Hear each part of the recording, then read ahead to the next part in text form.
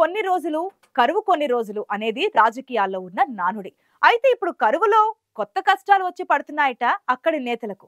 ఒకటి కాదు రెండు కాదు ఏకంగా దశాబ్ద కాలంగా జరిగిన అవినీతి అక్రమాలతో పాటు భూ కబ్జాలపై విచారణతో తమ భవిష్యత్తుపై బెంగ మొదలైందట.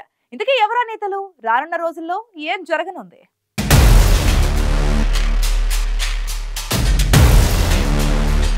ఒకవైపు భూ కబ్జాలు, మరోవైపు అభివృద్ధి మాటున అవినీతి.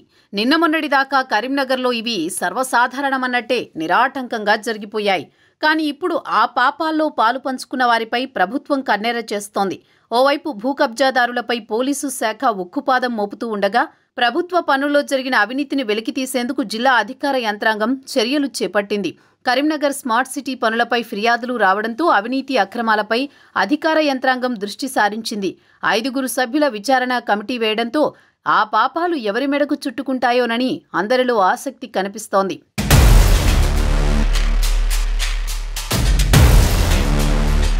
కరీంనగర్ స్మార్ట్ సిటీ పనుల్లో అవినీతి అక్రమాలు జరిగాయంటూ ప్రభుత్వానికి అనేక ఫిర్యాదులు అందాయి. ఈ పనులతో పాటుగా మానేరు రివర్ పనుల్లో కూడా అవినీతి జరిగిందని జిల్లా యంత్రాంగానికి ఫిర్యాదులు వచ్చాయి. దీంతో ఈ 2 పనులపై విచారణకు ప్రభుత్వం సిద్ధమైంది. 5 సభ్యులతో విచారణ కమిటీని జిల్లా కలెక్టర్ నియమించారు.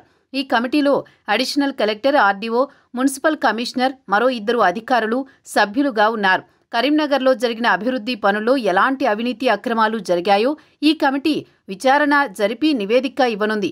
కేంద్ర రాష్ట్ర ప్రభుత్వ నిధులతో జరిగాయి కరీంనగర్ స్మార్ట్ సిటీ పనులు. సుమారు 1000 కోట్ల ఈ పనుల్లో అప్పటి జిల్లా ముఖ్య నేతలతో పాటు కొందరు అధికారులు కుమ్మక్కై నిధులు కొల్లగొట్టారని ఆరోపణలు వచ్చాయి.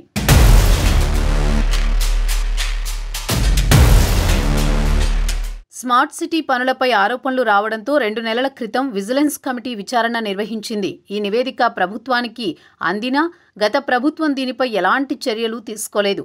కాంగ్రెస్ ప్రభుత్వం అధికారంలోకి వచ్చిన తర్వాత మంత్రి పొన్నం ప్రభాకర్ జిల్లా సమీక్షా సమావేశంలో ఈ అంశాన్ని ప్రస్తావించారు.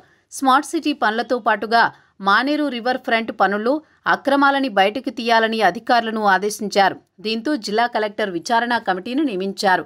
స్మార్ట్ సిటీ పనులతో పాటు 3 ఏళ్ల క్రితం మానేరు రివర్ ఫ్రంట్ పనులు ప్రారంభమయ్యాయి. రాష్ట్ర ప్రభుత్వ నిధులతో సుమారు 600 కోట్లతో ఈ పనులకు అంచనా వేశారు. ఈ ప్రాజెక్టులో భాగంగా తీగల వంతెన ఇప్పటికే పూర్తయి అందుబాటులోకి వచ్చింది. మానేరు నదికి ఇరువైపులా ఇతర నిర్మాణాలు చేపట్టాల్సి ఉంది. కొంతమేర మొదలుపెట్టాక ప్రభుత్వం మారడంతో ప్రస్తుతానికి పనులు నిలిచిపోయాయి. అయితే మట్టి పనిలో తీవ్ర అవినీతి జరిగిందని ఆరోపణలు వచ్చాయి. ఈ పనులపై కూడా ప్రభుత్వం విచారణకు ఆదేశించింది.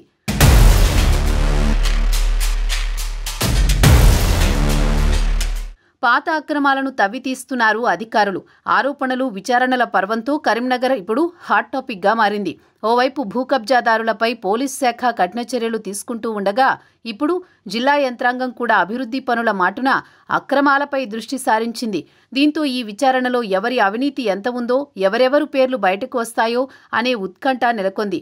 ఒకవేళ తమ పేర్లు బయటకు వస్తే రాజకీయ భవిష్యత్ ఏమవుతుందనే దిగులు పట్టుకుందట నేతలకు. పార్టీలు మారినా వదిలేది లేదంటూ కాంగ్రెస్ మంత్రి చేసిన కామెంట్స్ మరింత టెన్షన్ పెట్టిస్తుండగా, ఇప్పటికే లీగల్ ఒపీనియన్ తీసుకునే పనిలో పడ్డారట నేతలు.